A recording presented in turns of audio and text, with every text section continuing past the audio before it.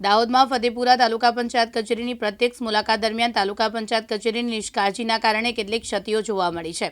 જે ક્ષતિઓ પૈકી ખાસ કરીને તાલુકા પંચાયતના પહેલા માળે આવેલ ખુલ્લી ગેલેરીમાં તાલુકા પંચાયતના કિંમતી ડોક્યુમેન્ટના પોટલા, છૂટા કાગળો કચરા પેટીની જેમ રાખેલા નજરે પડ્યા હતા।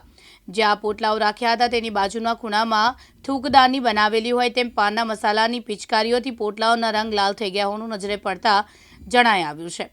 ત્યારે પ્રશ્ન એ થાય છે કે ડોક્યુમેન્ટ તાલુકા પંચાયત કચેરીના ઉપયોગમાં લેવાયેલા હોય તે ડોક્યુમેન્ટની ક્યારે જરૂરત પડે ત્યારે તાલુકાના જવાબદારો એવા ડોક્યુમેન્ટ ક્યાંથી લાવશે તે એક પ્રશ્ન છે। જો કે ફતેપુરા તાલુકાના લાખો કરોડ રૂપિયાની ગેરરીતિ આચરવામાં આવે છે અને નાશ કરવાના ઈરાદે ખુલ્લી ગેલેરીમાં નાખી મૂકવામાં આવે છે અને દસ્તાવેજો નાશ પામશે ત્યારે કદાચ કોઈ ખાસ તપાસ કરાય ત્યારે ખોટા ડોક્યુમેન્ટથી ગેરરીતિ આચરનારા બચી જશે, પરંતુ તાલુકાના જવાબદાર અધિકારીઓ શું જવાબ આપશે તે પણ એક પ્રશ્ન છે।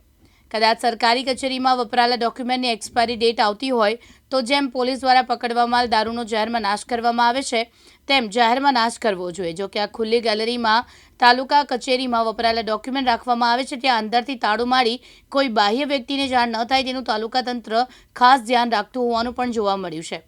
પરંતુ આજરોજ ગ્રામ પંચાયત ચૂંટણીની ફોર્મ ભરવાની છેલ્લી તારીખ હોય આ તાળું ખોલતા અમારા પ્રતિનિધિની નજરે પ્રત્યક્ષ જોતા તાલુકામાં વપરાયેલા ડોક્યુમેન્ટના આવી દશા જોવા મળી હતી। જો કે હાલ આવનારા સમયમાં વરસાદી દિવસો આવી રહ્યા છે ત્યારે ડોક્યુમેન્ટ વરસાદી પાણીથી ધોવાઈ આપોઆપ નાશ પામશે। ત્યારે જિલ્લાના ઉચ્ચ અધિકારીઓ તાત્કાલિક ધ્યાન આપે તથા ડોક્યુમેન્ટ કઈ કચેરીના જવાબદાર અધિકારીની બેદરકારીથી નાશ કરવામાં આવે છે તેની તપાસ કરવામાં આવે તથા જે તે જવાબદાર સામે ખાતાકીય પગલાં ભરી કચરાપેટીની જેમ રાખી મૂકેલા ડોક્યુમેન્ટ કચેરીમાં વ્યવસ્થિત જગ્યાએ સાચવણી અર્થે રાખવામાં આવે તે જરૂરી છે। પ્રવીણ કલાલ, દિવ્યાંગ ન્યૂઝ, ફતેપુરા, દાહોદ।